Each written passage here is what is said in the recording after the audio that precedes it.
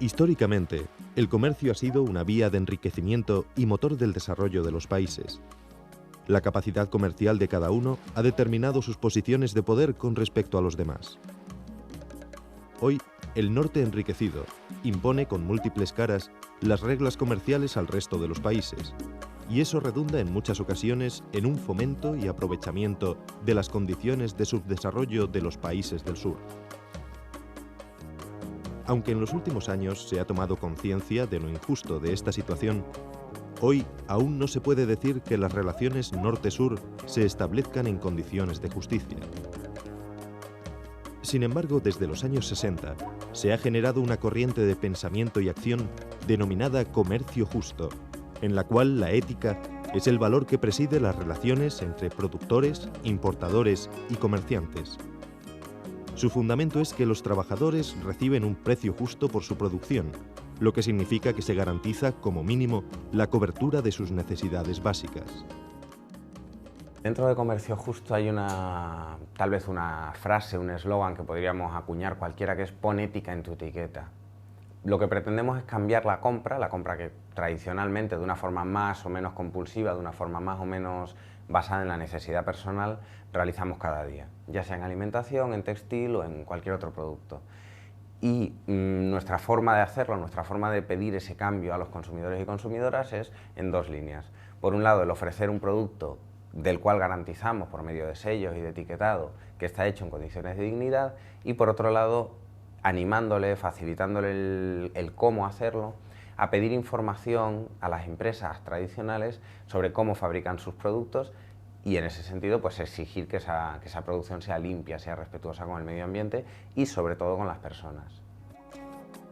Ya desde los años 60 se puso de manifiesto que los países del norte habían tomado como política para favorecer el desarrollo de los países del sur dar dinero para diferentes programas de ayuda, pero nunca abrir los mercados a sus productos. De esta manera se perpetúa el ciclo colonial de compra de materias primas a bajo precio a los países pobres, a cambio de vender allí los productos manufacturados de los países ricos. Desde aquel momento empezó a dejarse oír el lema de comercio, no ayuda. Lo que está pasando, hablemos claramente, es una situación de hipocresía, porque no se puede plantear desde el norte que hay que dar dinero para ayudar al desarrollo de los países del tercer mundo y dedicar fondos, que no es el 0,7 ni mucho menos, estamos en el 0,20 como mucho en los países occidentales de ayuda al desarrollo, que lo que pretende es paliar los grandes déficits de desarrollo económico que se producen mediante la esquilmación que supone el comercio internacional, que es un comercio claramente injusto. Si todo el comercio fuera justo, si realmente los países del tercer mundo pudieran exportar al primer mundo aquellos productos en los que son competitivos, pues podría plantearse realmente un desarrollo autóctono de esos países, una senda de crecimiento pues hacia disminuir la pobreza en esos países, ¿no? Hace 4 décadas, esta situación del tercer mundo no interesaba mucho en los países ricos. Entre los pocos grupos que se sentían preocupados, nació la iniciativa de crear tiendas de comercio justo para vender productos de estos países, ya con algunos principios que hoy son básicos en su actividad. Básicamente, las reglas del comercio justo son no explotación infantil, igualdad de condiciones de trabajo para hombres y mujeres, se suele pagar el 60% por adelantado, relaciones comerciales largas, o sea, un proveedor hay que sacar ese proyecto adelante, con lo cual se les mantiene el apoyo hasta que pueden, como aquel que dice, volar solo. Si bien su principal preocupación es la situación económica del productor, las organizaciones de comercio justo priman también el desarrollo social y la protección del medio ambiente. Así se establecen unos vínculos duraderos, con condiciones de financiación por adelantado que permiten a los campesinos no tener que vender a cualquier precio a los intermediarios de las grandes empresas. Las organizaciones de comercio justo no solamente trabajamos en comercializar los productos de comercio justo, sino trabajamos en sensibilización y también tenemos una implicación directa con el productor. Es decir, no solamente damos un apoyo técnico al productor para mejorar y desarrollar su producto, sino que le ayudamos con microcréditos en el caso que los pueda necesitar para su producción. E incluso, y suele ser una práctica habitual, prefinanciamos la producción de los productores. A partir de ese momento, productores y organizaciones trabajan en común, coordinando sus labores, ya sean agrícolas, artesanales o manufactureras. Su salida en los mercados españoles y el seguimiento de los diferentes proyectos es labor de organizaciones como Intermón Oxfam, SETEM o Solidaridad Internacional. En otros países europeos, con una cultura más asentada en este ámbito, existen marcas perfectamente reconocibles en sus mercados como Max Havelaar. Hay organizaciones locales con las que se ponen en contacto con nosotros porque quieren desarrollar algún proyecto de comercialización de productos para que beneficie a alguna comunidad. En ese momento, Intermón Oxfam establece o da pie al ciclo de partenariado, donde estudiamos los proyectos, estudiamos los productos e incluso entramos a dar un asesoramiento técnico para que esos productos tengan un mejor acceso a los mercados europeos. La clave de esta labor está en la transacción comercial con un precio justo, lo que supone que la gente que elabora los productos pueda cubrir sus necesidades básicas y además tenga la posibilidad de perpetuar su labor. A la hora de poner un precio a un producto, lo primero que pesa, que marca ese precio, es la opinión de los productores. Ellos mejor que nadie conocen las necesidades que tienen no solo para subsistir, sino para poder vivir dignamente, ¿no? Dando educación a sus hijos, teniendo en cuenta pues, unas necesidades sanitarias, en fin, no solo es comer y un sitio donde dormir. Entonces los productores y productoras, las organizaciones que realizan los productos, son las primeras que marcan una base de precio.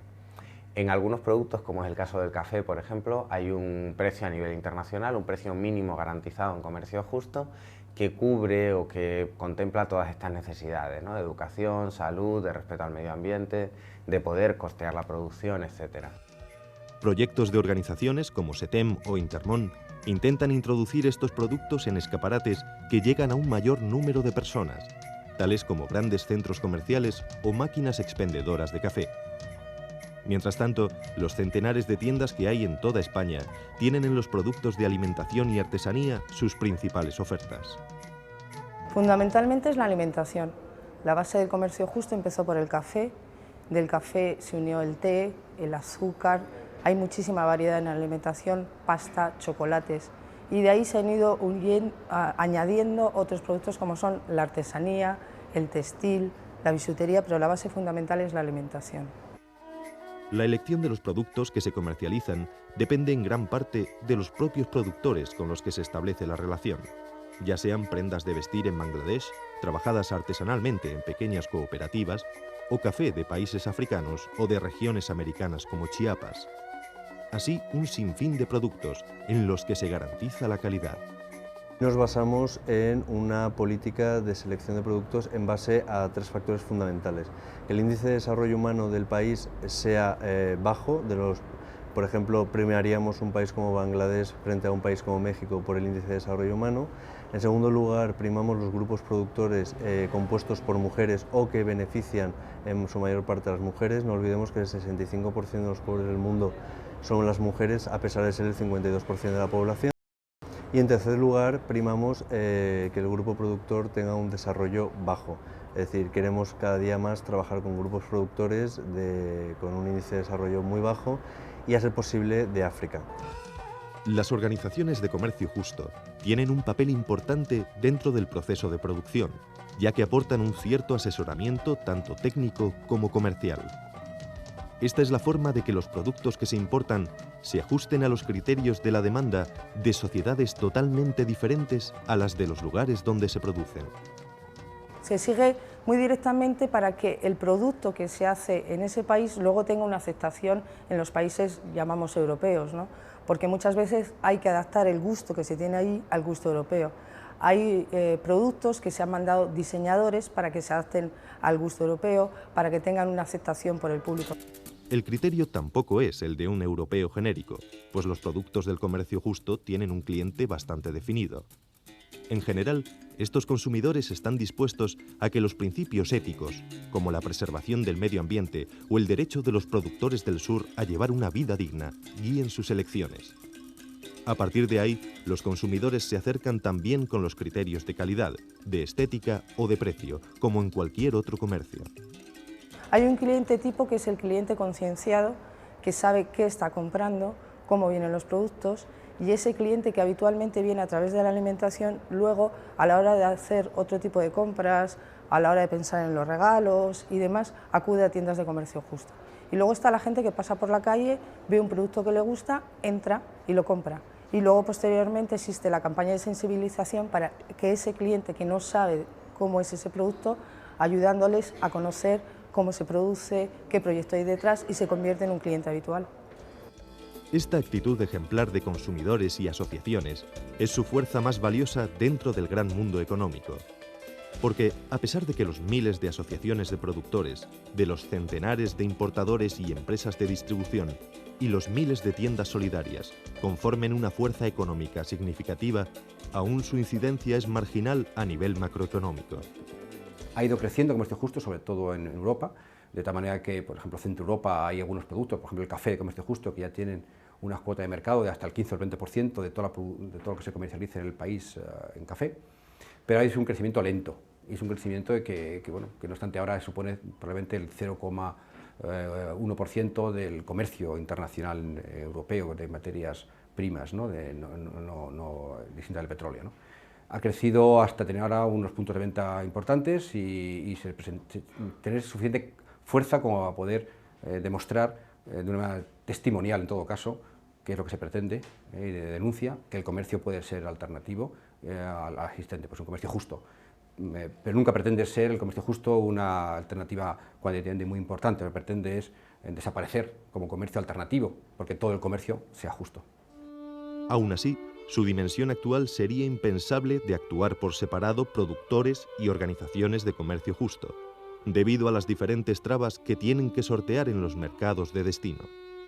El problema fundamental que encuentran los productores para vender su producto en el mercado europeo, que es donde realmente están los consumidores pues, con capacidad económica, es el derecho a entrar. Muchas veces es muy complicado para un pequeño productor sortear todo este tipo de aduanas, de trámites legales, etcétera, para llegar a nuestros mercados. Por otra parte, la competencia es muy fuerte. Si estos productos no entran con un valor añadido que en este caso es la justicia social o la justicia medioambiental en la producción, es muy difícil acceder con un precio medianamente digno. A estas trabas administrativas se une el desconocimiento que los consumidores tienen sobre el comercio justo. Por eso, estas organizaciones elaboran campañas de sensibilización que van en dos sentidos. Por un lado, dar a conocer el producto en sí y el valor añadido que incorpora, y por otro, denunciar las prácticas abusivas que grandes marcas multinacionales tienen con respecto a las condiciones laborales de sus trabajadores o los efectos que su producción tiene sobre el medio ambiente. El mayor problema que tenemos es en el acceso al conocimiento del consumidor español en este momento. No es el precio, es decir, nuestros precios son competitivos con el mercado y tenemos unos precios muy adaptados.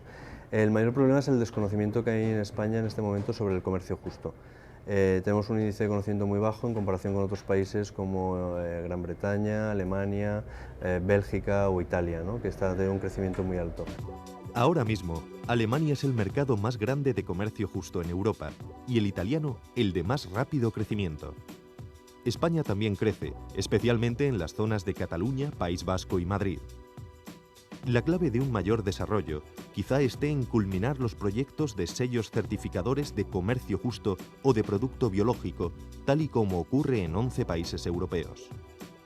En este momento la Coordinadora Estatal de Organizaciones de Comercio Justo está trabajando y dando un punto final ya a un sello certificador. También existen sellos certificadores en Europa como es Mass Havelaar o Flow, que son sellos que certifican la calidad y el origen de un producto de comercio justo. Hoy en día, más de un centenar de organizaciones de comercio justo y sociedades comerciales, en por lo menos 20 países, importan del sur productos de comercio justo. Algunos venden por catálogo y poseen o dan en franquicia tiendas solidarias o tiendas de regalo. Otros se centran en la venta al por mayor a las tiendas solidarias y cada día más a las instituciones. El consumidor ahora es quien decide. En España, en comercio justo, si bien al principio el objetivo fundamental era dar a conocer el producto y llegar a los consumidores y consumidoras, cada vez más trabajamos en lo que llamamos un consumo responsable. El consumo responsable pretende no solo que un consumidor, una persona normal de la calle, madrileña por ejemplo, o española en general, compre un producto determinado, nuestro cacao, nuestro café o nuestro azúcar, sino que sea consciente de qué está apoyando. De esa misma manera, cuando un consumidor empieza a conocer estos productos y a ser consciente de lo que apoya con su compra justa, se da cuenta de lo que está apoyando o de lo que no quiere apoyar en sus compras tradicionales. Y entonces comienza pues una selección de productos. Queremos que los consumidores y consumidoras no lleguen a una tienda y compren solo por precio, solo por calidad, sino que tengan en cuenta criterios éticos, criterios medioambientales, que sepan en definitiva cómo y por quién se han producido las cosas que está comprando. Y del compromiso individual al colectivo, que es donde han de producirse los grandes y definitivos cambios que nos lleven a equilibrar las posibilidades comerciales y por tanto de supervivencia. Nos lamentamos cuando vemos en la televisión imágenes de gente muriendo de hambre, pero la realidad es que eso han podido ser probablemente agricultores que hacía 1 año, 2 años tenían pequeñas producciones con las que comerciaban en el comercio internacional, ¿no?